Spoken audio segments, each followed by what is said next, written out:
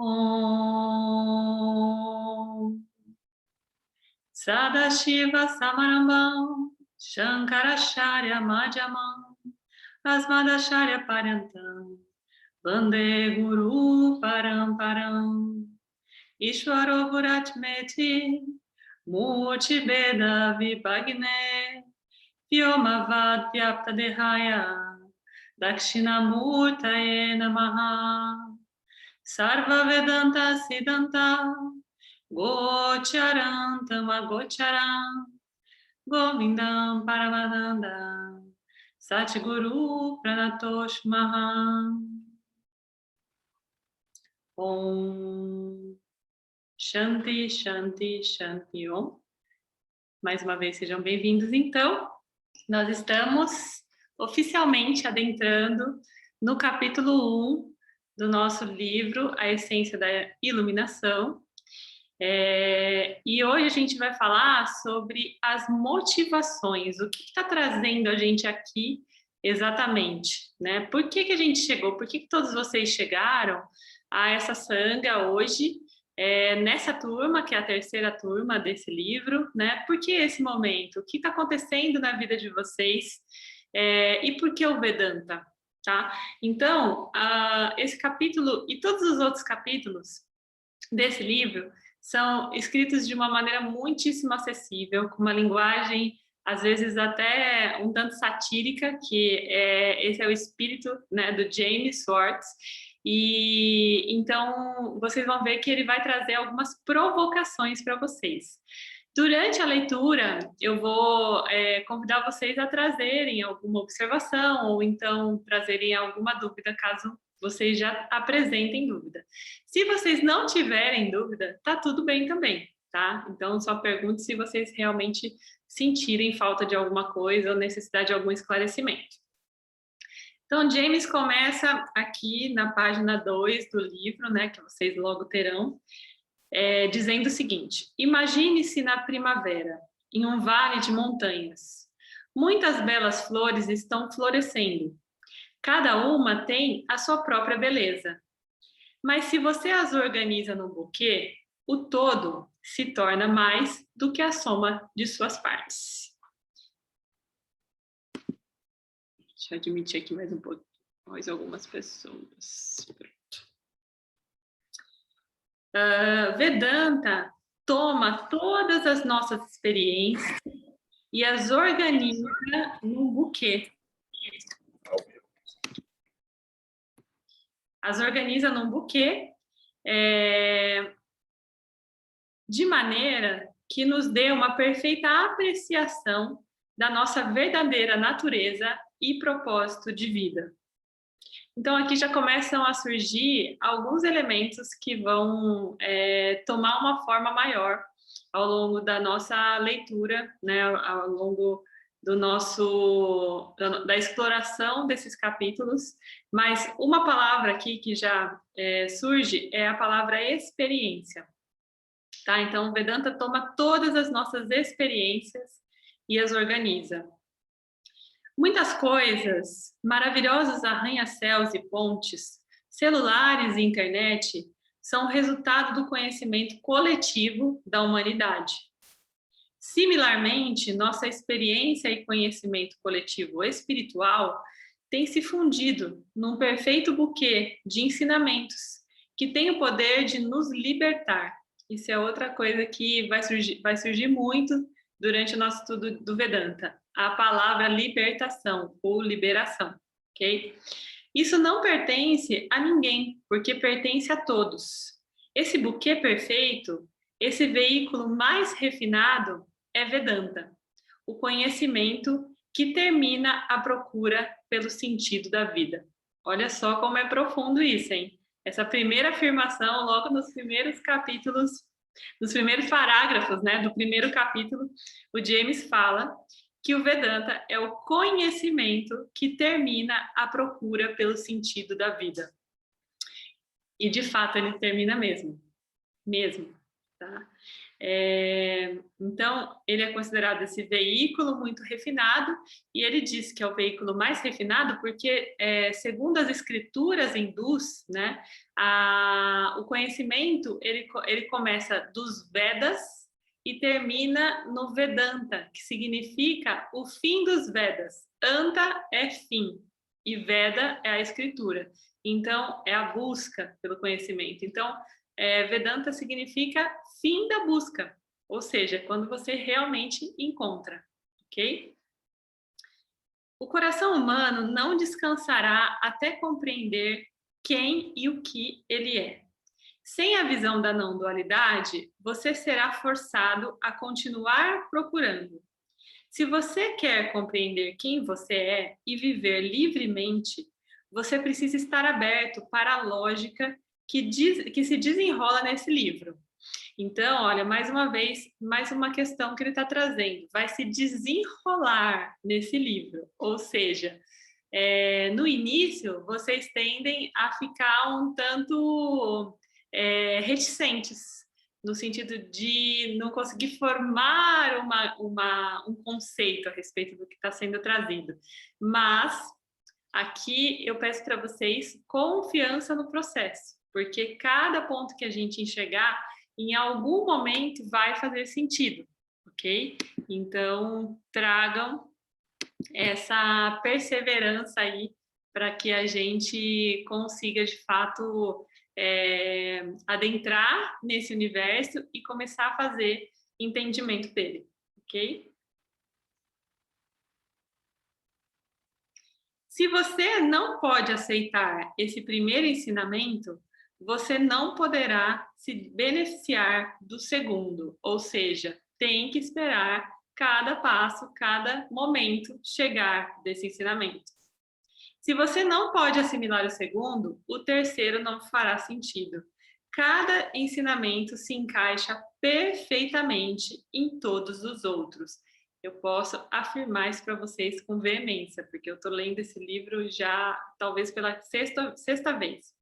Porque a realidade é uma consciência plena. Vedanta é a sua ciência. Para tirar o máximo proveito dela, você precisa ser paciente, porque não dualidade é desafiadora. Conhecimento pode surgir num flash, mas ele não permanece sem uma constante exposição aos ensinamentos. Progressivamente, a visão de não dualidade se fundirá na sua mente. Então, leia cuidadosamente, sem pressa. Você não ficará desapontado. É muito importante ver a realidade como ela é, não como você pensa que é, ou quer que seja. Todos são orgulhosos de seus conhecimentos espirituais. Então, você terá a tendência de avaliar o Vedanta de acordo com suas próprias ideias. Mas isso não funciona. Então, pessoal, é muito importante que a gente não traga nesse primeiro momento um julgamento do Vedanta. A gente simplesmente acolha esse ensinamento para, em algum momento, começar a perceber se ele está fazendo sentido ou não na nossa vida, tá? Acolha. Uma vez que você tenha escutado os ensinamentos, você deverá avaliar o que sabe usando como referência o que tiver escutado, não o contrário, ou seja, não julgando a partir daquilo que você já viveu. Porque se você chegou aqui buscando, é porque você ainda não encontrou dentro das suas experiências essa liberação, essa sensação, né, que não é uma sensação, é de fato a libertação disso tudo, né, que a gente vive, que a gente vai saber melhor como é que chama mais para frente. Se você avaliar o ensinamento usando como referência suas crenças e opiniões, você falhará. Suas sensações de incompletude, separação e limitação permanecerão. A gente vai ver muito sobre isso, tá? Incompletude, limitação, separação do todo. Isso vai vir muito durante os próximos capítulos. Aí ele fala um pouquinho sobre a estrutura da palavra Vedanta. Veda significa conhecimento em sânscrito e Anta significa fim. A palavra composta Vedanta tem dois significados. O primeiro é o conhecimento que finaliza a procura por conhecimento. E o segundo é o conhecimento consagrado no final de cada um dos 4 Vedas, porque existem 4 escrituras sagradas, e o Vedanta fica consagrado no final, ok? Os Vedas são os mais antigos textos existentes sobre o tema da consciência plena, o ser, tá? Então, não existe nenhum registro de nenhum conhecimento mais antigo do que os Vedas. E o Vedanta está no final, fazendo um grande contexto de tudo, tá? Um apanhado. Seguindo aqui, a lógica não examinada da sua própria experiência. Vedanta é um método impessoal de auto-investigação. Então, guardem isso. Esse conceito de Vedanta é algo muito real. É um método impessoal, ou seja, não importa se você tem uma forma de perceber isso na sua vida. Vedanta vai trazer de uma forma impessoal essa estrutura de percepção e de auto-investigação, ok? O primeiro estágio, conforme eu já falei para vocês na semana passada, é escutar. Mas não só escutar por escutar, escutar com uma mente aberta, deixando de lado seus pontos de vista. Escutar sem julgamento é difícil, mas não impossível. Se você estiver decidindo se gosta ou não do que escuta, você não está escutando, porque enquanto você está fazendo juízo de valor, você desliga a escuta. A escuta ativa só acontece quando você está neutro, ouvindo e acolhendo cada palavra, ok? Não há nada do que gostar ou desgostar. Há somente algo para conhecer. Se você escutar sem preconceito, as palavras farão completo sentido. Mas se você estiver somente procurando por uma explicação da realidade que se encaixe na sua visão, Vedanta não é para você. Ok? Uma vez que você tenha escutado um ensinamento na totalidade, como ele pode deixar suas crenças e opiniões interagirem com a verdade, mantendo aquelas que fazem sentido e descartando aquelas que não fazem. O segundo estágio da autoinvestigação, é a reflexão ou contemplação. Se você se render a esse processo, terá êxito. Porque é a partir desse processo que você consegue perceber que realmente isso faz sentido na nossa rotina, no nosso dia a dia, no nosso cenário, tá? Que é a fase da contemplação, que é a fase número 2. A primeira é a fase da audição, da escuta, ok? Você pode compreender o ensinamento em particular muito bem, mas para ter sucesso com a autoinvestigação, você precisa compreender a verdade que liga todos os ensinamentos juntos, num lindo colar de significados, como pérolas num cordão.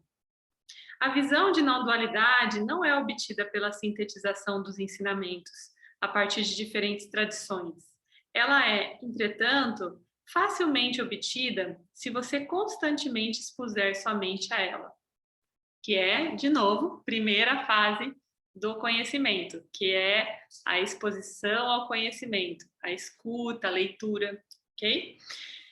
Eu introduzirei uns poucos termos em sânscrito para que você compreenda que isso não é meu ensinamento. Eu não tenho ensinamentos, eu simplesmente sou uma pessoa que foi ensinada. Quem está falando isso é James Schwartz, ok? O professor qualificado que passa esse conhecimento aqui nesse livro. Eu não quero que você acredite em mim ou dependa de mim. Eu peço somente que você escute com uma mente aberta a essa grande sabedoria. Você não ficará desapontado nem se sentirá enganado, porque eu sigo as regras da tradição. Existe uma tradição e uma transparência, né, tradicional nesse repasse desse conhecimento, ok?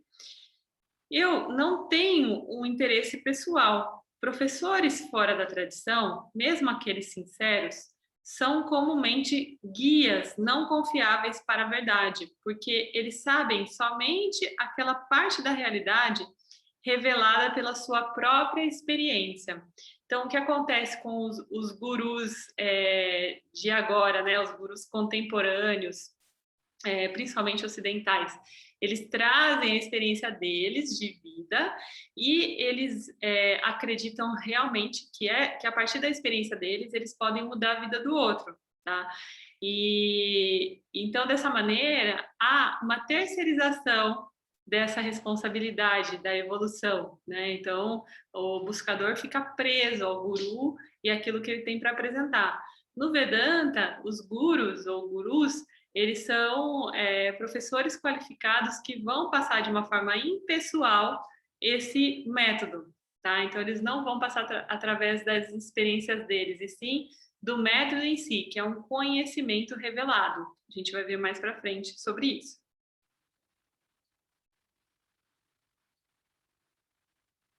Você não obterá sucesso, você não obterá conhecimento parcial ou será induzido ao erro por uma pessoa iluminada se você escutar o Vedanta, porque ele é uma tradição comprovada pelas escrituras.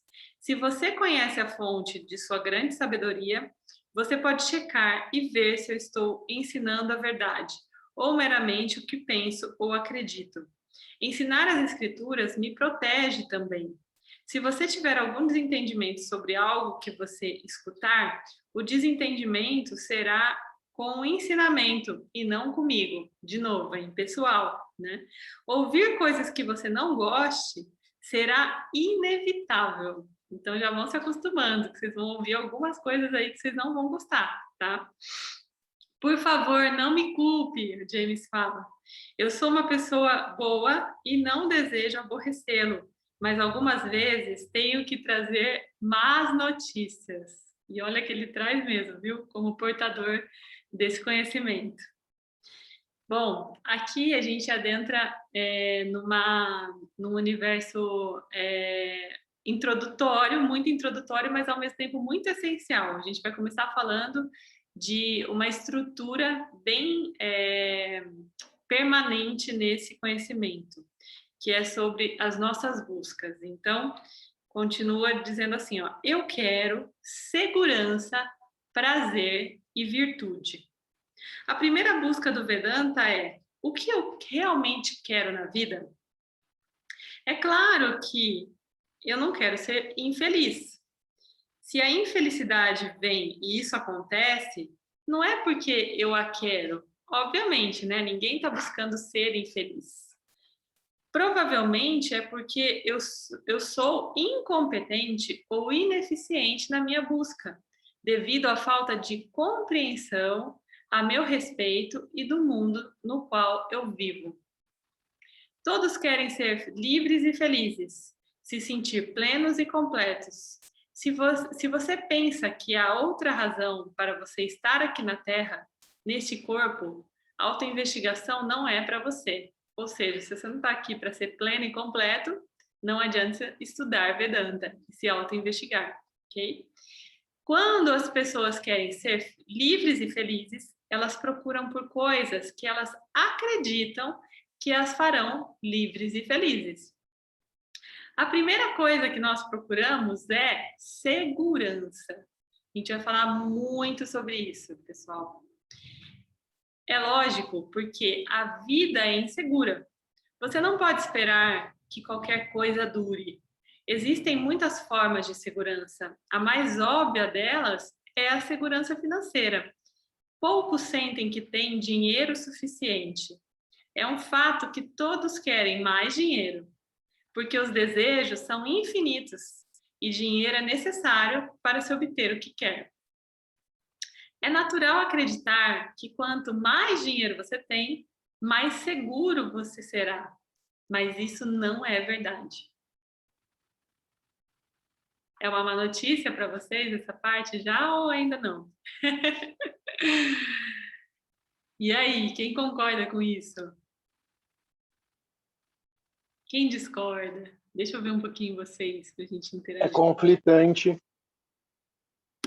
É conflitante. É. É o Thiago que está falando? Sou eu mesmo. Boa noite, pessoal. Thiago, boa noite. É conflitante com o quê? É conflitante pensar que não é o que vai trazer a segurança e, ao mesmo tempo, está trazendo alguns tipos de segurança para a gente no dia a dia. Principalmente quando a gente pensa no básico, que é um lugar para morar, uma comida para comer, um cantinho para poder fazer suas necessidades. Uhum. Sim, a gente está condicionado a fazer essa busca, por isso que ela aparece aqui logo de cara no primeiro capítulo. Todos nós estamos condicionados a essa busca, então, sim, é conflitante para uma grande maioria. Talvez não para os que já nascem semi-iluminados, né? Numa outra esfera de consciência, mas para todos os seres mortais, réis mortais, sim, é muito conflitante. O André acabou de falar É. para mim, já estou rindo de nervoso. Espera aí, André, que tem muito mais pela frente. Gratidão, Thiago, pela contribuição. Bom, Bom, então, continuando aqui, a busca é baseada na sensação de insegurança, ou seja, eu vou buscar segurança quando eu tenho a sensação de insegurança. Caso contrário, eu não vou buscar, porque não me falta, ok? E insegurança tem muitas faces.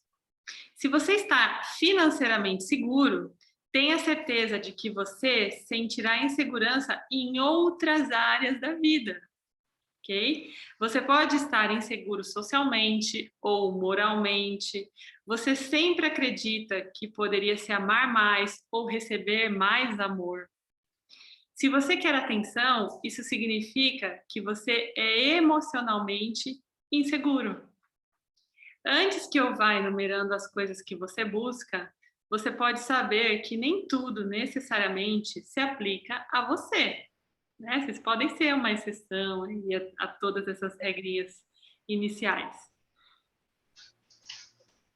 Essa é apenas uma lista geral com base na qual nós estamos expondo certos fatos a respeito da realidade das atividades mundanas, ou seja, é só um pouquinho, é um resumo desse mundão doido que a gente vive, ok? Então, pode ser que vocês, em algum momento, comecem a se identificar. Pode ser que alguns de vocês aqui não tenham essa necessidade ainda de segurança, né? Já tenham passado dessa fase.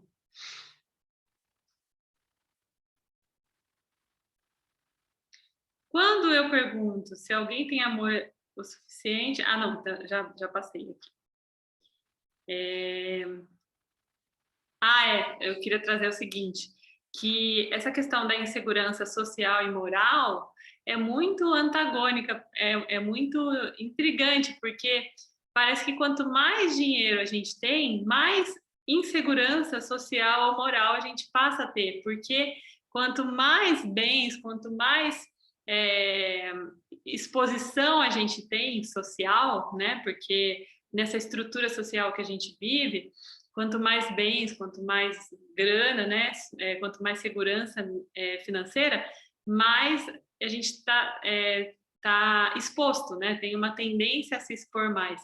E aí isso traz mais insegurança social ou moral, aquela preocupação, né, de manter a imagem, de se preservar, enfim.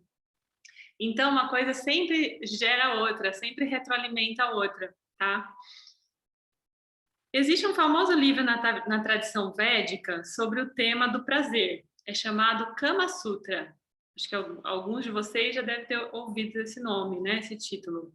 Ele é famoso porque prazer é algo que as pessoas sentem, que elas precisam conhecer. Uma vez que você está financeiramente seguro, o que acontece automaticamente? Você quer desfrutar da vida. Então, várias formas de prazer podem tornar seu objetivo. Sociedades ocidentais são financeiramente bem-sucedidas e, portanto, nós somos obcecados por diversão. Segurança é uma necessidade, prazer é um luxo. A maioria dos ocidentais não vê pessoas dormindo nas ruas como os cidadãos da Índia, onde luxos são virtualmente inexistentes e as pessoas não têm tempo para perseguir prazer. Em nosso mundo, aqui, né, no Ocidente, luxos têm se tornado necessidades. Já foi luxo um dia, hoje em dia é necessário, é básico, né? O luxo é básico. Quando você está emocionalmente inseguro, você quer se divertir. Veja quanta energia é colocada em diversão. O que tem hoje aqui à disposição, né, da nossa disposição? Internet, esportes, jogos, viagens, música, sexo, drogas. Diga você, né, aí, o que você quiser. Nós realmente não precisamos dessas coisas, mas elas estão disponíveis. Então, nós as queremos, as desejamos. Sundari, minha esposa, as chama de armas de distração em massa. Eu passo por aeroportos todo o tempo e tenho que andar por uma provação de lojas com todo tipo de coisas tentadoras. Bolsas de milhares de dólares, montanhas de chocolates, brinquedos eletrônicos, numerosos, para mencionar. Uma pessoa sã não precisa nem mesmo de um desses itens. Eu comprei uma pequena balança digital no avião ontem para pesar minha bagagem, para que eu não seja cobrado a mais por carregar meus luxos inúteis de um país para o outro. Prazer não é um objetivo que conduz à felicidade, porque momentos de prazer requerem 3 fatores que nem sempre estão disponíveis. O primeiro deles é um objeto capaz de dar prazer. Algumas vezes eu estou ao ar livre em uma bela paisagem cercado por mosquitos. 2. Um instrumento apropriado, efetivo para a apreciação do dito objeto. Algumas vezes uma bela música está tocando, mas eu estou com dor de cabeça, ou seja, não estou disponível para contemplar aquela música. E 3, a presença de uma estrutura mental adequada para apreciação. Algumas vezes eu estou me sentindo excitado na presença de uma pessoa sexy, desejável, mas eu estou preocupada em perder o meu emprego. Já que o prazer é dependente desses fatores sempre mutáveis, momentos de prazer são ocasionais e fugazes. Esse fato deveria, se eu não sou uma pessoa que pensa, se eu sou uma pessoa que pensa, me levar a concluir que deve haver buscas mais frutíferas, porque, óbvio, né, se vai acabar, se é fugaz, se é ocasional, não deveria ser uma busca que tomasse tanto nosso tempo como toma, né? Digamos que você está seguro financeiramente e você está desinteressado em prazer, porque sua vida é boa pelos critérios habituais. Entretanto, você não sente que seja bom o suficiente como pessoa. Você se sente egoísta, fútil, arrogante e autoindulgente. Talvez você seja cruel ou não muito honesto. Você sabe que tem um problema moral e você se sente culpado. Consequentemente, você gostaria de ser mais honesto, puro, espiritual, doce, generoso e amável. O que você faz? Você persegue a virtude, que é a terceira busca aqui. Em culturas cristãs, você aprende que é um pecador. Tão logo sai do ventre. É exatamente assim, né? Que a gente é educado na cultura cristã. Sim, existe um prazo de carência quando mamãe e papai pensam que você é um presente de Deus para a raça humana e te enchem de afeição. Mas não demora muito para que eles comecem a te dizer que algo está errado com você.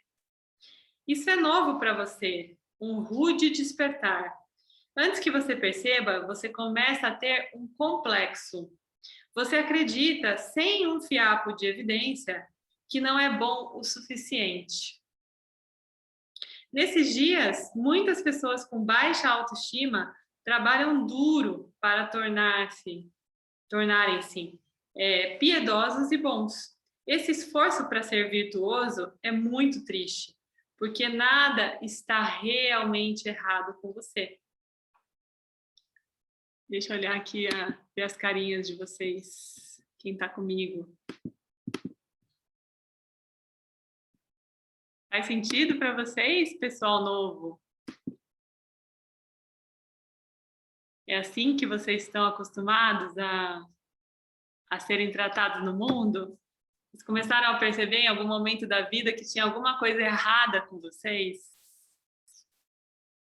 Foi trazido dessa maneira para vocês?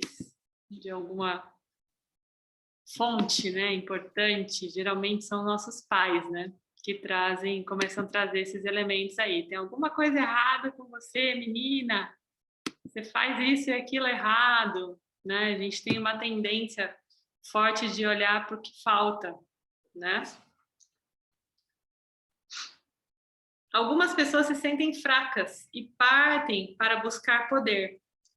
Elas tendem a fazer as vidas dos outros infelizes, porque eles se sentem infelizes por dentro.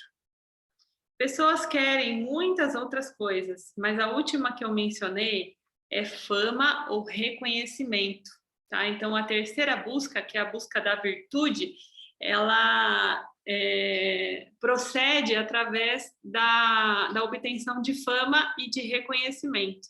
Então, tem várias pessoas que movem a vida acerca disso, né? De ser famoso ou reconhecido. Você se sente pequeno e desimportante, porque existe uma pequena pessoa dentro de você, uma criança interna que nunca cresce, sempre procurando atenção. Você desenvolve estratégias sofisticadas para levar as pessoas a notá-lo. E olha que tem estratégia, hein, gente? Como tem. E cada dia mais, né? Nesse mundo que a gente está vivendo, que é um mundo de ilusão e de aparência, o que mais tem é estratégia para ser notado, concorda? Não existe necessidade de discutir todas as buscas humanas. Essas são as básicas. Vocês vão perceber isso no dia a dia, tá? Eu garanto para vocês. Vocês vão perceber o dia a dia de vocês, no dia a dia de vocês, quem está fazendo que tipo de busca, incluindo vocês, que é o mais importante, vocês perceberem, tá? Então, o que está acontecendo agora? O que eu estou buscando com essa atitude?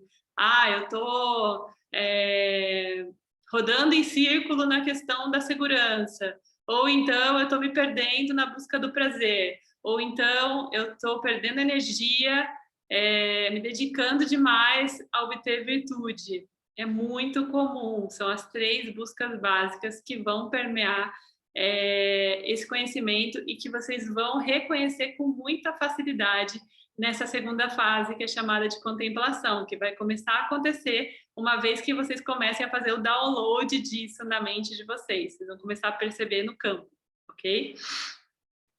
Nós chegamos agora a um ponto muito importante da nossa primeira investigação. Alguma parte de você não vai gostar do que vem a seguir, mas tente admitir isso. Examine a lógica cuidadosamente. Incapacidade de compreender o próximo ensinamento pode desqualificá-lo para a iluminação, né? Ou seja, para a própria busca do Vedanta. E a pergunta é: existe felicidade? Todo mundo tem sido feliz por 1 minuto ou 2, 1 hora, 1 semana ou 1 mês. Isso prova que felicidade existe. Mas de onde ela vem? De onde ela vem, gente? Alguém que é iniciante, que está sem o material ainda, se arrisca a dizer de onde vem a felicidade?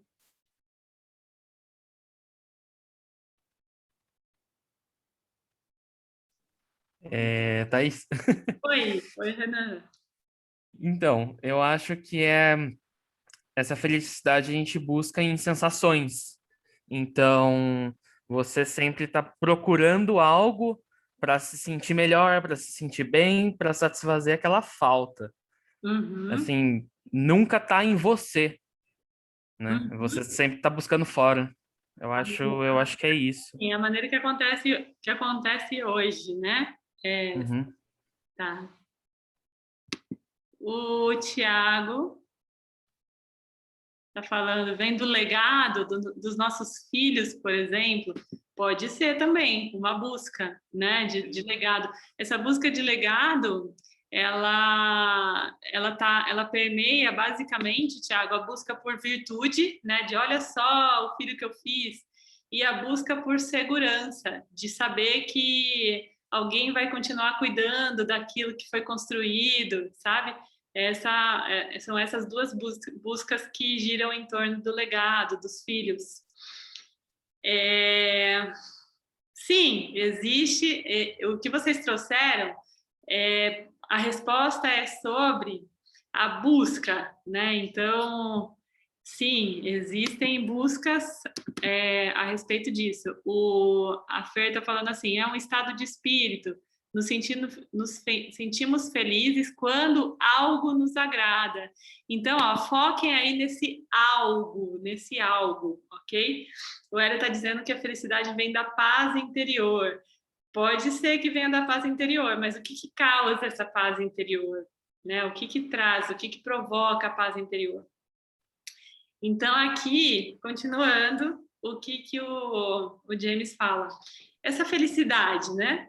Ela está em objetos? Quando você consegue o que quer, você se sente livre, feliz, completo e pleno. Isso significa que o sentimento de felicidade, plenitude, perfeição, liberdade vem de um objeto? Você não persegue coisas para fazer você mesmo infeliz. Você persegue o que persegue porque acredita que a alegria está, de alguma maneira, contida nos objetos. Tem alguém que não acredita nisso aqui, gente?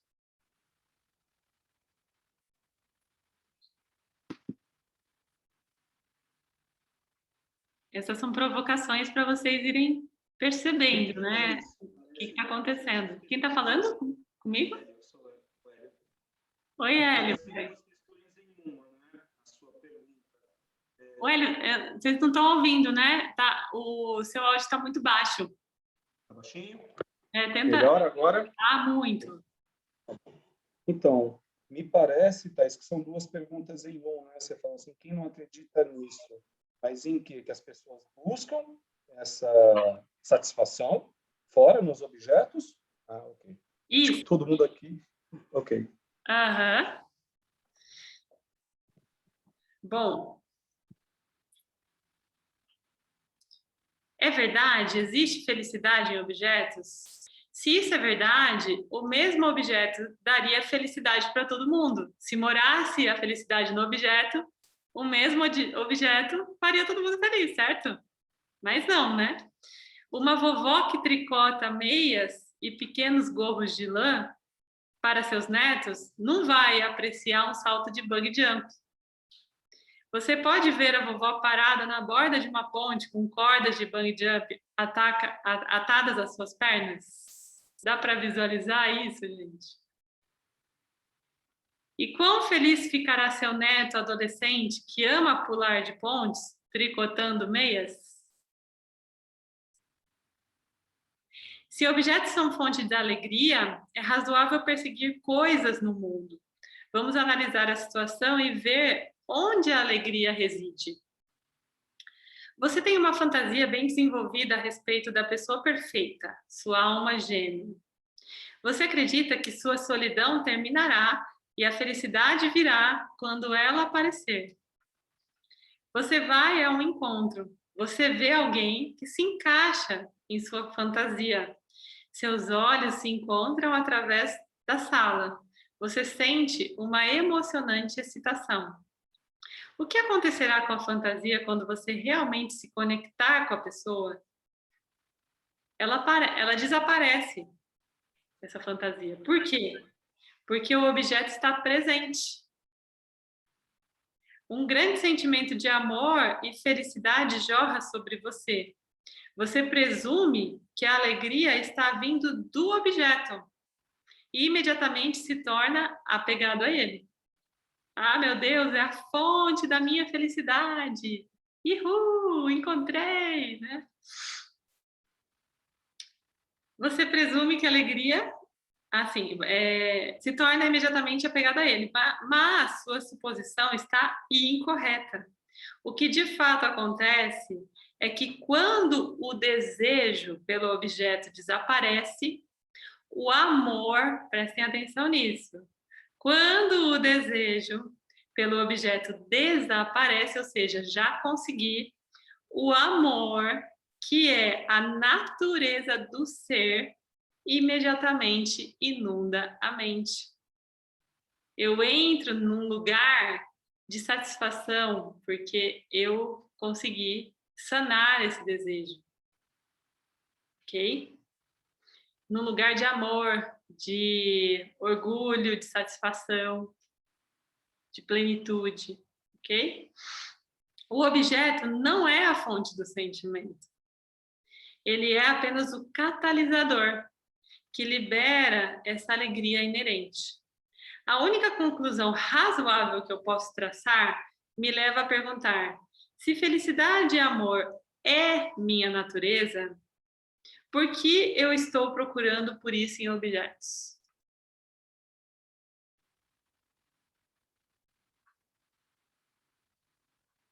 Se você não pode aceitar esse fato agora, que é meio chocante, né? Ai, meu Deus, e agora? Não tenho que procurar mais nada, como é que eu faço? Nós ainda podemos te ensinar. Vamos aceitar a sua argumentação de que a felicidade está em objetos, ok? Antes que nós continuemos, deixe-me fazer essa pergunta. Que tipo de felicidade ela é? Você não pode reivindicar que ela é uma felicidade permanente. Por quê? Quando a experiência termina, sua sensação de incompletude retorna e você tenta reconectar com o mesmo objeto, ou então procura um novo objeto. Gente, isso é tão real, mas tão real, que nós aqui na Arca, a gente vê todos os rituais, pelo menos, mas todos os dias a gente vê isso acontecendo. A pessoa chega aqui e aí ela faz a amplitude da consciência, né? Uma ampliação. Começa a perceber as coisas diferentes e, nossa, que experiência, meu Deus! Eu sou tudo isso, eu não preciso de ninguém, eu sou plena, completa, livre. Ok, passou o efeito do DMT, da expansão, a gente volta lá para o nosso mundo dos objetos, né? O nosso cenário. E aí o que acontece? A gente simplesmente esquece, desaparece isso tudo, né? Então foi por isso, exatamente por isso que está aparecendo aqui, que a gente resolveu buscar esse conhecimento. Foi por isso que a gente catalisou e magnetizou o Vedanta, porque a gente ficava desesperado de ver esse processo continuar e repetir, falar, meu Deus, como que a gente sai disso, né? Então, a gente sai disso expondo a mente a esse conhecimento que é contínuo, é um conhecimento que está para o nosso cotidiano, para a gente conseguir assimilar as coisas no pós-ritual, que a gente vive falando que é quando termina que começa, né, essa oportunidade da gente viver tudo isso que a gente percebeu. Então é sobre isso aí que a gente está falando, tá? Você pode argumentar que felicidade objetiva funciona se você puder permanecer conectado com as coisas que parecem fazê-lo feliz. Mas objetos vêm e vão. Nenhum objeto fica permanentemente na sua vida. A única constante sou eu, o sujeito. Vedanta afirma que a natureza do sujeito é êxtase ilimitado. É uma afirmação que iremos provar de várias maneiras. Mas se você está apegado à sua crença no valor de objetos para a felicidade, por favor, experimentalmente aceite nossa visão como uma hipótese de trabalho e escute esses ensinamentos. pode ser que você mude de ideia, tá? Então, eu sei que aqui todos nós, incluindo eu mesma, temos infinitas crenças limitantes, né? Infinitos chips, programações que ficam ali tentando fazer a gente fazer a mesma coisa eternamente. Então, é muito natural que a maioria de vocês, agora no primeiro contato, entorte a boca, assim, falando, será? Será que é isso mesmo? Tá? Porque isso, ó, o Igor até tampou a boca. Será que é isso mesmo? Mas é natural, tá? É natural que a gente fique um tanto chocado ou fique um tanto intrigado. Será, né? Trazendo esse será. Então, só experimentem. Experimentem sentir a potência desse conhecimento e começar a perceber o que ele traz no dia a dia, tá? Objetos não funcionam como fonte de felicidade por uma razão muito simples. Eu busco por plenitude quando eu já sou completo. Eu faço isso porque eu não sei quem eu sou. Definitivamente eu não sei. Se eu estou buscando plenitude, se eu quero ser plena, já está tudo errado, porque eu já sou. Então, se eu estou com essa busca, eu estou fazendo a busca errada. Isso me coloca num caminho errado, o caminho da incompletude, que não traz felicidade. Uau! E agora? Nós podemos considerar um triste fator a mais a respeito de objetos. Você não se livra da procura quando consegue o que quer, porque o esforço que foi usado em obter o objeto é requerido para mantê-lo. Imagine vocês comprando uma Porsche Cayenne. Consegui! A Porsche Cayenne. E agora? Agora você tem o IPVA para pagar. Agora você tem que abastecer essa Porsche Cayenne que você tem que comprar praticamente um posto portátil, né? Para estar sempre em condição de passear, de usar a Porsche Cayenne. Tem que mandar lavar, tem que mandar polir, tem que mandar, enfim, tudo.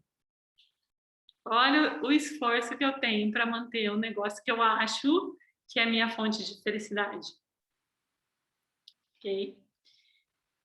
Está indo tudo por água abaixo o tempo todo. Se você consegue um bom trabalho, seus problemas apenas começaram. Você tem que trabalhar duro para mantê-lo. Se você é sortudo o suficiente para que alguém se apaixone por você, você precisa corresponder mais ou menos constantemente, ou o amor irá para outro lugar. Que tristeza, né? Finalmente, não somente os objetos são inerentemente falhos em termos do seu conteúdo de felicidade, mas o campo no qual os objetos aparecem está estabelecido de tal maneira que a felicidade permanente é impossível. Nesse campo que a gente está vivendo, a felicidade permanente é impossível se a gente projeta neles a fonte da felicidade. Tá tudo indo e vindo a todo momento. E quando a gente fala de objetos, pode ser qualquer tipo de coisa que aparece no nosso cenário, incluindo pessoas, pets, tá? Objetos não são só os inanimados. As pessoas, segundo o Vedanta, também são consideradas objetos nesse campo de observação.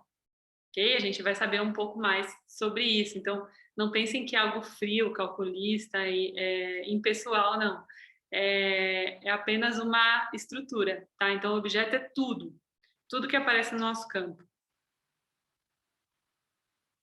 O campo da minha experiência, o qual é apenas a minha mente, é dualidade. A gente já falou um pouquinho aqui na Arca sobre dualidade, né? O ser ou não ser, o ter ou não ter, o estar ou não estar. São sempre as polaridades, ok? Isso significa que, porque eu não conheço a natureza não dualista da realidade, eu penso em termos de opostos. Estou o tempo todo pensando nos opostos, nas polaridades. para cada subida existe uma descida. Cada ganho acarreta uma perda. Por exemplo, você se apaixona e descobre intimidade, mas você sofre por apego.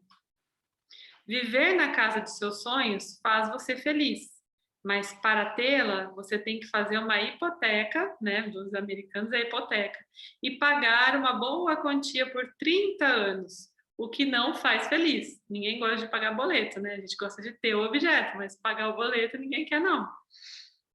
A vida é assim. Não existe maneira de derrotar o sistema e conseguir somente o lado positivo das suas experiências de vida. Como diz o poeta, vida é alegria e tristeza misturadas. Ela é um jogo de soma zero.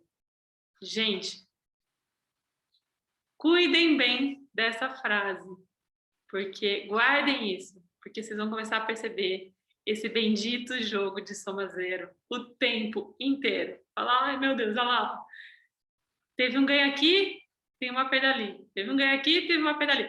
Só que é interessante, porque a partir do momento que a gente passa a perceber essa soma zero, a gente naturaliza, a gente neutraliza esse processo. E aí a gente deixa de ficar tão extasiado e tão decepcionado. Tá? Então, é muito relevante essa parte do conhecimento, como tudo que a gente vai ver aqui, mas inicialmente, guardar isso bem na memória, sabe, que é um jogo de soma zero, vai ajudar vocês a identificarem esse joguinho rolando no dia a dia de vocês.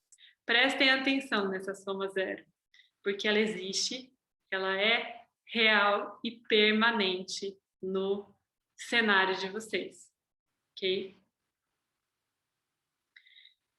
Aí ele vem aqui para a definição de um objeto. Um objeto é qualquer outra coisa além de mim, que sou o sujeito. Então, temos sujeito e objeto, tá? Então, não é objetificar, é simplesmente enxergar as coisas dessa maneira, né? Eu sou o sujeito, todo o resto é objeto.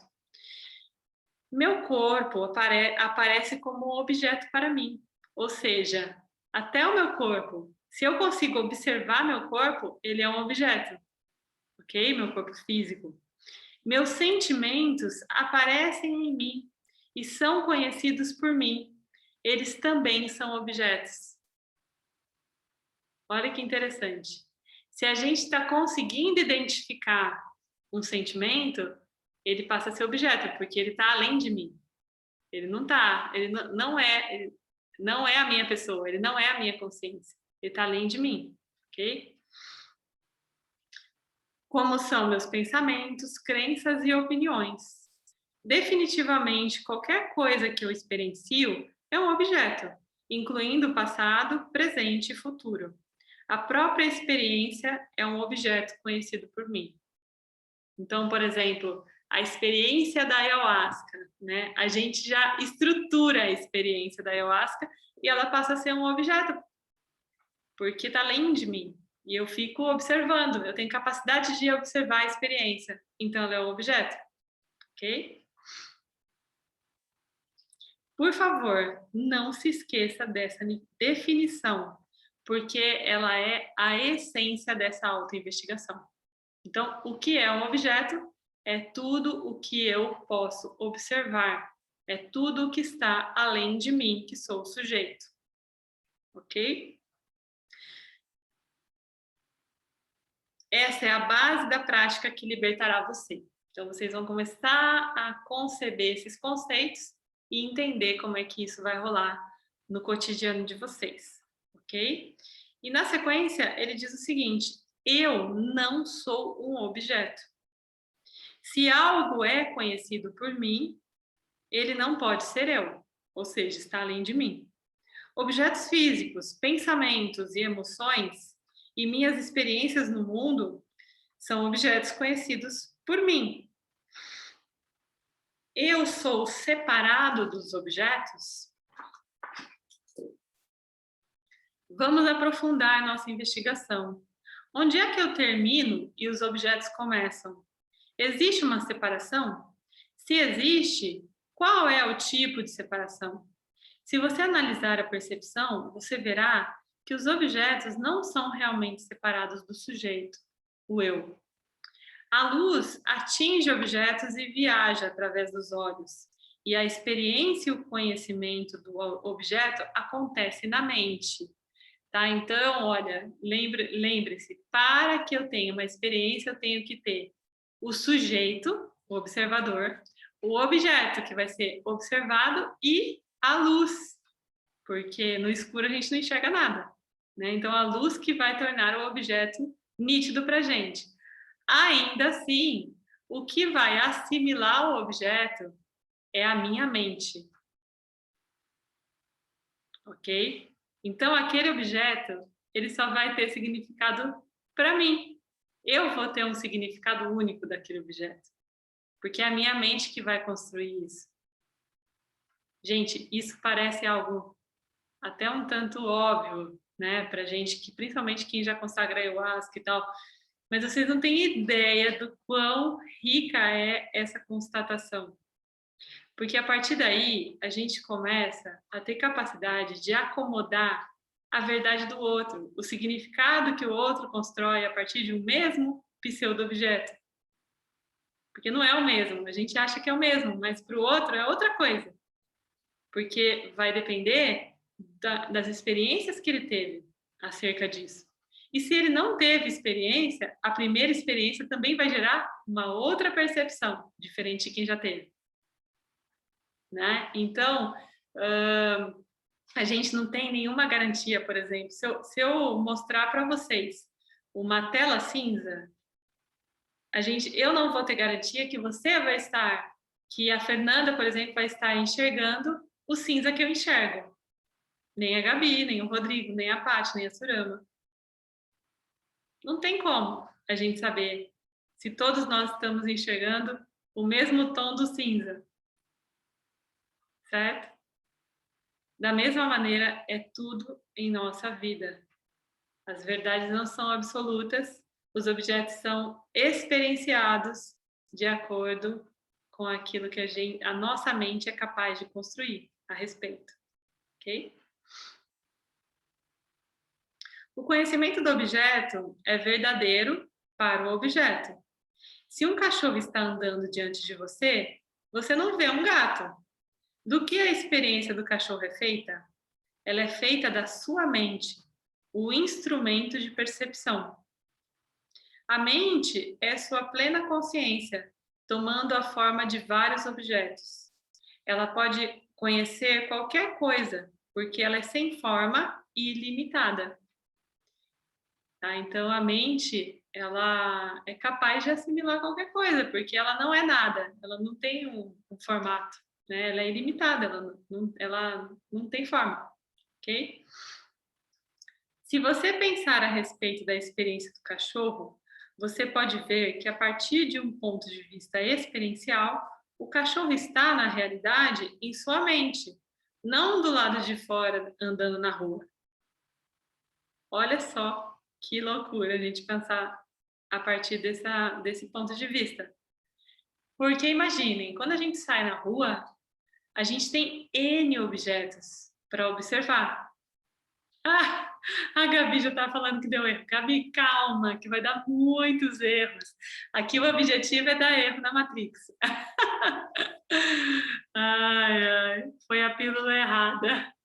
Não, fiquem tranquilos, vocês estão tomando a pílula certa. Pode ser que ela não faça efeito por agora, né? Um efeito imediato, mas que vai fazer efeito, vai. Tem que ter paciência, é o que eu falei para vocês lá na semana passada, né? Tem que ter paciência para começar a assimilar isso.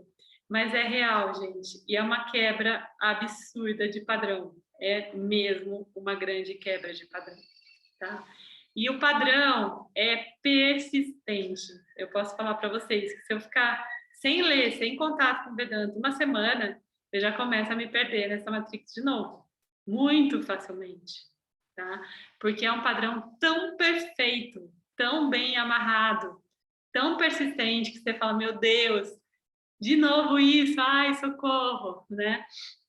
Mas a boa nova é que tá tudo aí. Uma vez que a gente se abre para essa realidade, a gente acessa muitas coisas, muitos conteúdos, né? A gente tem muita facilidade de o tempo todo buscar por isso, ok?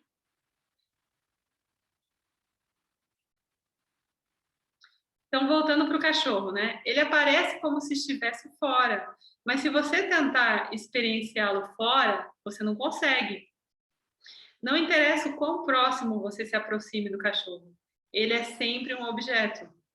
Você não pode simplesmente pular fora do seu corpo e experienciar objetos, porque objetos não estão localizados onde eles parecem estar. Eles sempre parecem estar longe de nós, mas eles não estão. Aqui está uma das afirmações contra-intuitivas do Vedanta. Objetos não são reais. Ai, meu Deus do céu, e agora? Como assim? Quando nós dizemos que eles não são reais, nós queremos dizer que eles nunca permanecem os mesmos, de segundo a segundo. E eles são feitos de partes. Qual parte do cachorro é realmente o cachorro? O pelo, os dentes, a pata ou o nariz? Depende. Cada um de nós assimila cachorro a partir de uma característica. Tem gente que assimila a partir do pelo, tem gente que assimila a partir do formato da orelha, tem gente que assimila a partir do nariz, né, do focinho, ok? E se o cachorro é o focinho, é o nariz, o que é o nariz? Ele é uma agregação de partículas, mudando de acordo com as várias leis naturais. Então, qual partícula é a partícula do nariz? Quando você chega muito perto do cachorro, o cachorro é apenas um remendo de pelos. Quando você investiga todos os objetos, em última análise, se resume ao espaço no qual as partículas e o observador desse espaço aparecem. O observador é consciente do espaço e dos objetos que aparecem nele. Do contrário, eles não poderiam ser conhecidos. E a consciência plena do observador é a consciência plena que conhece tudo. É uma única consciência. E plena. E plena o tempo todo. Basta a gente conseguir perceber isso. Ok? Aí vem uma outra coisa legal, importante aqui do Vedanta. Gente, eu vou mandar isso para vocês em áudio. Fiquem tranquilos, vocês vão poder ouvir várias vezes esse conceito, ok? Quem gostar de tomar nota, pode ir tomando nota, mas a gente vai ter mais oportunidade de entrar em contato com isso, tá? Então, definição do real. Algo é real se ele nunca muda, segundo o Vedanta, ok? Só é real quando nunca muda. Objetos não são reais porque eles sempre mudam. Se você pensar sobre isso cuidadosamente, esse fato o incomodará, porque você não iria perseguir objetos se você soubesse que eles não são reais ou que eles são irreais, né? Óbvio. Quem vai querer ficar correndo atrás de ilusão, né? De não realidade. Tá todo mundo aqui comigo? Eba, ok. De qualquer forma, nós estamos tentando determinar onde os objetos estão localizados e o relacionamento que eu tenho com eles. Aqui está outra detalhada análise do relacionamento entre o sujeito, eu, e os objetos que se apresentam para mim. Essa investigação mostra que os objetos que nós identificamos e imaginamos estar experienciando através de percepções sensoriais, ou seja, 5 sentidos, a gente vai ver bastante sobre isso, tá?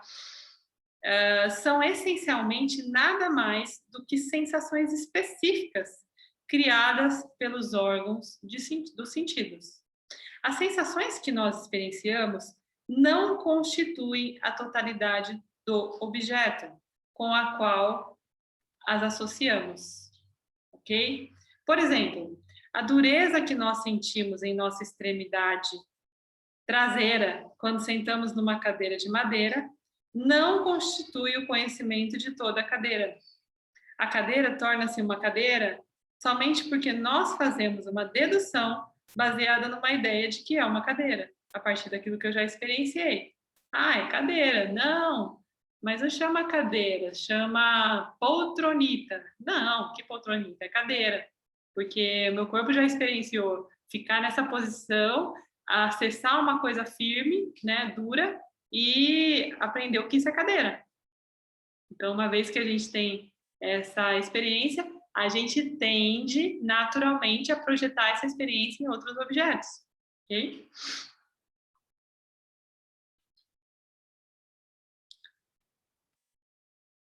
O que nós experienciamos são apenas algumas sensações distintas no corpo, as quais, por sua vez, são interpretadas pela mente para significar algo.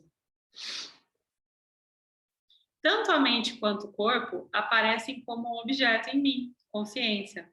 Essas sensações e o conhecimento que surge com elas não são iguais, nem à experiência da cadeira, nem ao conhecimento da cadeira. Tudo que nós experienciamos é dureza ou maciez. Se a cadeira é estofada, e uma ideia de cadeira. O livro de Greg Gould, de Direct Path, que é o caminho direto, apresenta muitos experimentos concretos que provam que objetos parecem estar lá fora, mas não estão realmente localizados onde eles parecem estar. Se você investigar mais profundamente, verá que a cadeira não é nada além da experiência de um órgão sensorial em particular, que nesse caso é o tato, né, através do qual ela é percebida. Além disso, a existência independente de qualquer sensação não pode ser verificada por um outro órgão que não seja o próprio que é a experiência. Para a cadeira ser um objeto sujeito ao conhecimento comum, ela deve ter sido verificada por algum órgão de percepção. Mas é somente quando uma dada sensação aparece em mim que eu experiencio o que é chamado visão, audição, gosto, tato ou cheiro. Tá? Então, a experiência é assimilada através dos 5 sentidos. Continuando a investigar, nós descobrimos que os órgãos sensoriais são essencialmente nada mais do que eu, a consciência que os vê. Eu não os experiencio como instrumentos parados, esperando serem usados por mim. Eu não penso, eu quero cheirar uma rosa. Onde será que eu deixei meu nariz? Eu não vou buscar o nariz para cheirar a rosa, né? Eu tinha comigo ontem, mas parece que ele está perdido. Me deixa chamar minha esposa, talvez ela tenha colocado no lugar errado. A análise revela que cada órgão tem uma única função de consciência, através da qual um tipo particular de percepção acontece. Gente, e aí? Vamos conversar um pouquinho sobre isso, que eu gosto. O que o Thiago está contando aqui? Tudo é uma projeção da nossa mente de como experienciamos o sentido no momento presente e a lembrança deles como um na nossa mente. Sim, é isso basicamente, Thiago. A gente vai aprender ao longo dessa investigação vedantina, aqui dentro dessa obra do James, algumas expressões específicas, alguns conceitos específicos que o Vedanta traz para explicar isso de uma maneira um pouco mais clara, tá? Mas sim, basicamente é isso, é uma projeção da nossa mente a partir dessa experiência, né? Então, vai me trazendo uma lembrança, eu vou associando, no caso da cadeira, né, que eu falei, e só que, então essa associação, ela é puramente mental, entende? Então, não tem como ser uma associação idêntica a de outro perceptor, né, de outro experienciador, ok? Cada um tem a sua forma de perceber qualquer tipo de objeto. E aí, pessoal, alguém tem alguma dúvida ou alguma contribuição? Deixa eu ver aqui. Do André. Thaís, algo real, não mutável, seria tipo a morte? Não necessariamente, porque a gente vai ver que a morte, na realidade, é uma mutação da vida, né? A morte por si já é uma mutação. A gente vai perceber que esse ciclo de vida e morte, ele é mutável, tá? Então, a gente vai entender um pouquinho mais, além da morte, além dessa questão que acontece com o nosso experienciador, o nosso ser experienciador, né? Alguém quer abrir aí o áudio para trazer alguma coisa? Fica à vontade, gente. Agora é o momento da gente trocar, tá? Então, sempre no final da sanga, a gente faz a troca. Eu tô parando aqui, deixa eu só marcar que a gente parou no terceiro capítulo, estou com um capítulo na cabeça. Terceiro parágrafo da página 9. A gente vai continuar vendo a partir daqui, na semana que vem.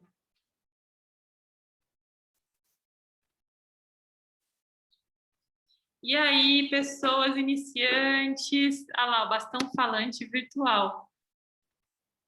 Eu nunca sei quem que é o usuário do Zoom. Aparece aqui o nome, usuário do Zoom. Quem que é? Conta pra gente. É o Igor? Ah, é o Igor. Entendi. E aí, Igor, você vai dar início ao bastão virtual? O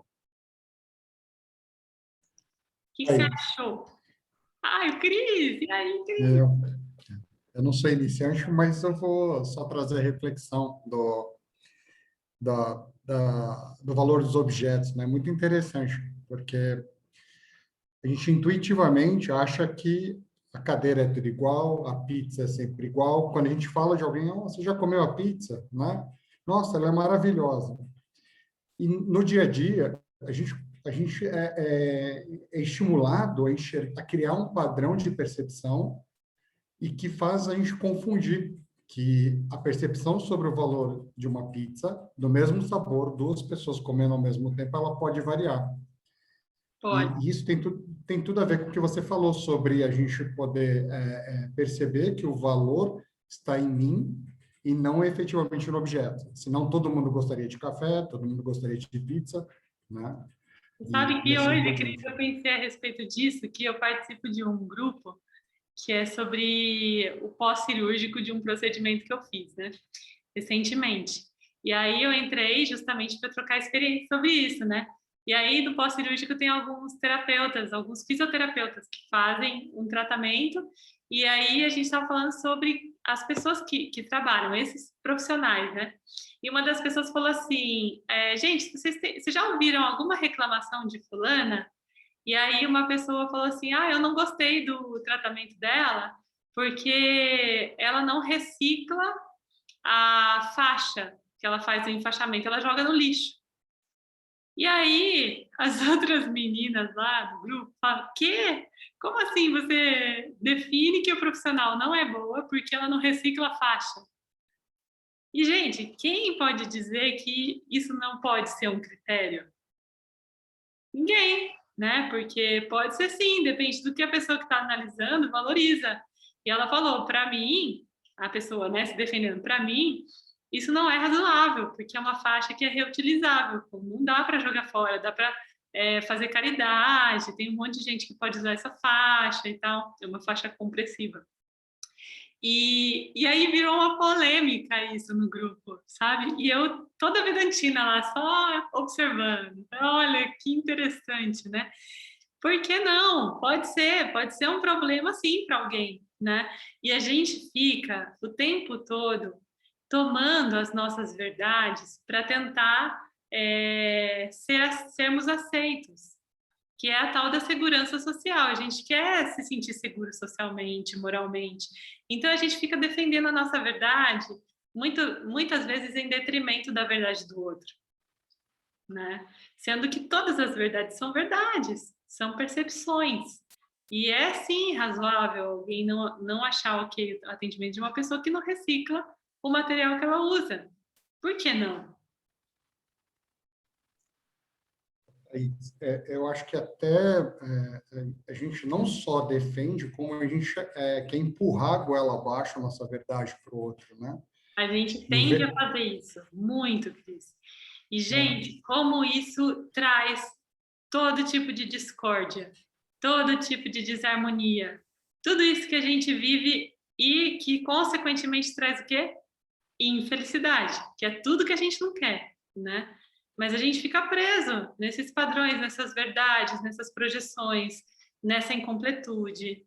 A gente fica o tempo todo sendo arrastado para esse tipo de falsa consciência. Thaís, acho que também dentro do julgamento de cada um, né? Se você for ver, também dentro do julgamento de cada um. Porque eu estou aqui com isso aqui, eu pergunto para todo mundo, gente, o que é isso? Todo mundo vai responder, né? Se eu perguntar, gente, o que é isso aqui? Todo mundo vai falar, água, né? Água. Quem disse que é água? É uma garrafinha que tem um líquido transparente dentro. Pode ser álcool, pode ser acetona, pode ser vodka, pode ser tanta coisa. Pode. Né? Só que a gente olha, já bate o olho e já julga dentro do que a nossa mente aprendeu. Isso aqui é uma garrafinha de água. Aquilo que está na mão dela é uma garrafinha de água. Então, a gente já olha, já bate e já julga. Sim. Né? Que aquilo é uma coisa e nem sempre é aquilo. Sim. Então, as falsas verdades também, né? Dentro do que a nossa cabeça aprendeu a julgar. Né? E isso vale para qualquer objeto, para qualquer coisa. Vale sim. Isso faz todo sentido. E essa falsa verdade que a gente assimila, ela é objeto dessa busca pela segurança. Porque a gente não quer errar, a gente não quer cometer o mesmo erro mais de uma vez, a gente não quer não perceber, né, passar desapercebido com algumas coisas. Então, a gente fica o tempo todo buscando assimilações, né? Elementos para assimilar rapidamente, para não deixar nada passar, enfim, para nos mantermos seguros nessa caminhada da percepção, sabe? Sabe que aconteceu uma coisa, Thaís, muito engraçada no último processo nosso da ayahuasca, que, em relação ao que o Cris falou, eu vou sair de perto da Fernanda que está dando microfonia. Então, o que acontece? No último processo que a gente teve, no final, na hora que a gente teve o bastão falante e tal, eu acabei compartilhando aquela experiência que toda vez eu via todo mundo compartilhando várias coisas sobre os processos, né? E já teve por inúmeras vezes situações de eu entrar no processo, entrar na força do chá e não me lembrar de nada, né? Só que nem por isso o meu processo não estava acontecendo. Só que isso custou para me entender, né? E em cima daquela conversa que a gente teve no dia, me abriu a mente para várias coisas. E uma delas é que o processo de cada um, ele é de cada um. Independente se você viu, se você teve miração, se você não teve, se você lembra do que aconteceu, se não lembra, o seu processo aconteceu. Justamente. É isso. Né? A gente fica se condicionando a padrões de comparação sempre, né? Então, existe uma tendência muito clara da gente se comparar. Mas eu sou... O que me faz rico? O que me faz rico é ser mais rico do que o cara que aparece lá na Forbes, né? Então, se aparece lá na revista os 5 caras da Forbes, eu quero alcançar esses caras e passar eles para ser rico de verdade, né? Então, a gente fica o tempo todo buscando referências de comparação. E isso traz sofrimento, né? Isso traz sofrimento por quê? Porque não é real. Isso é uma ilusão, entendeu? Então, cada um está vivendo aquilo que é capaz de assimilar. A consciência, a plenitude da consciência, essa abertura, ela varia de pessoa para pessoa, porque tudo vai daquilo que você está preparado para observar, né? Como observador que somos, o sujeito, tá? Então, sim, não existe nenhuma verdade absoluta. Todos nós temos as nossas verdades. E a gente precisa parar de perder energia. Precisa não, né? Mas a gente pode parar de perder energia. Porque se eu falo que a gente precisa, eu estou empurrando uma verdade para vocês, né? Eu acho que a gente pode economizar energia com isso, né? Deixando de fazer isso. Alguém mandou mais alguma coisinha aqui? Tudo é único aos olhos de quem vê. Exatamente, Thiago. Tudo. O nosso mundo ele é um conjunto de significados que moram apenas dentro do nosso infinito particular. Tá? Então, nós damos significados a cada objeto que aparece no nosso cenário. E esse significado é único. Depende daquilo que eu vivo, daquilo que eu acredito, daquilo que eu consigo perceber. Ok? Thaís, Oi. pegando só carona no que você disse e o que o Tiago falou, é bem isso mesmo. A gente consegue perceber muito claramente, com muita intensidade, que a nossa verdade pode ser diferente do outro. Uhum. Mas o que o Vedanta acaba com a gente é que a gente tem que aceitar e acolher igualmente, com a mesma intensidade, a verdade do outro, sem Sim. abrir a nossa. Aí acaba com tudo. Aí fecha o bar e vai para casa. Exatamente, porque a gente vai ficar sempre preso no apego, ou seja, esse daqui eu valido, essa opinião do fulano eu valido, então eu vou me apegar a ele, vou andar com ele porque ele é legal e ele fala o que eu gosto de ouvir. Ou a aversão. Então a gente fica entre apego e aversão, que é prazer e sofrimento, isso é eterno. Se a gente realmente acredita que a felicidade está além de nós. A gente fica numa eterna busca e numa eterna oscilação, tá? Então, esse padrão dual dessas polaridades, ele acaba sendo quebrado quando você quebra apego e aversão. Essa é a nossa meta aqui com o Vedanta. E é possível, gente. É realmente possível. Mais alguém? Tá. Oi. E as DRs entre casal de estudantes de Vedanta é insuportável. Então, aqui eu vejo a Fer, o Igor, cara, se prepara, porque o bagulho é louco, entendeu? Porque aí você briga e você fala assim, meu, esse é o seu ponto de vista, a sua verdade tá bom, não é o que eu sinto. Quer dizer, não é bem assim, né? Tipo, às vezes de uma forma mais calorosa, menos, né? Mas está tudo bem, Gabi. É bom o debate, é bom rolar essa. Vamos chamar de mesa redonda, né? Igor, a gente vai voltar para esse ponto daqui a algumas aulas. Aí você vai contar para a gente. E vejo nos próximos capítulos. Porque realmente, gente, no começo a gente fala, caraca, como que a gente chegou até aqui, como que a gente sai dessa quando a gente entra nos enroscos, sabe? Fala aí, Renan.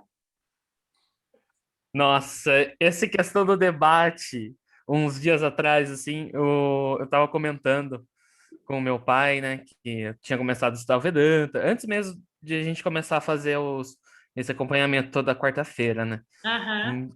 Aí eu comecei a explicar para ele tudo, qual que era a visão, questão de não dualidade, só que comigo conversando com ele, eu comecei a perceber que, na verdade, eu estava falando aquilo ali, mas para me autoafirmar, assim, para fixar o conhecimento em mim, e não para tentar trazer algo novo para ele.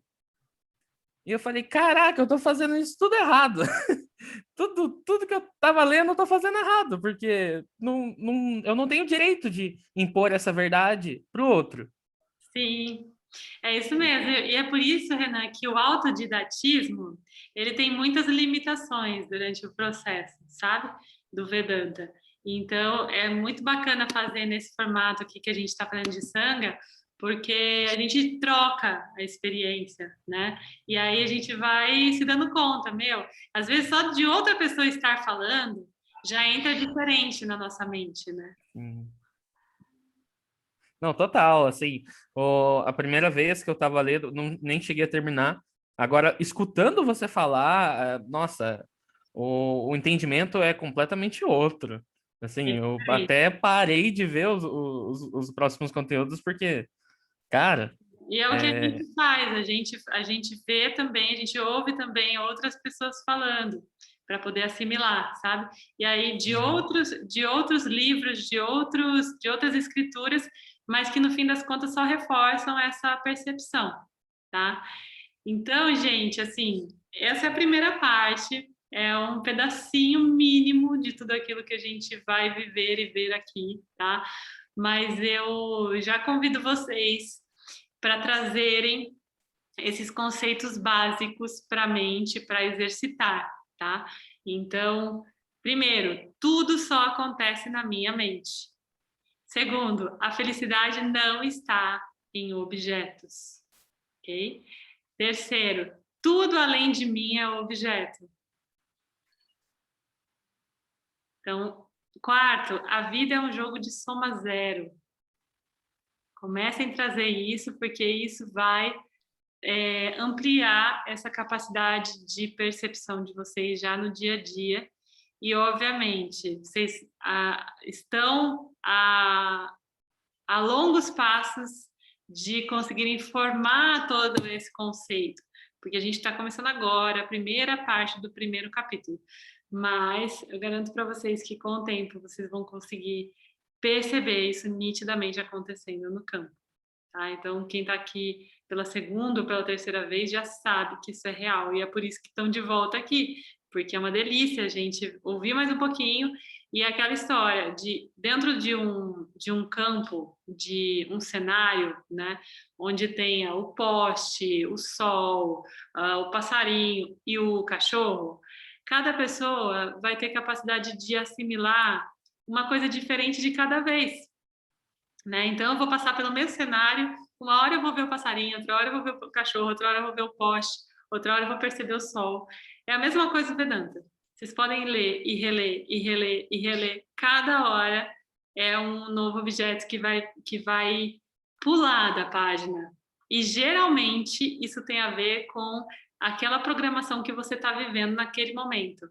Aí vem o Vedanta e dá um tapinha na sua cara, né? Pula uma mãozinha assim e faz assim, ó, estapeia você.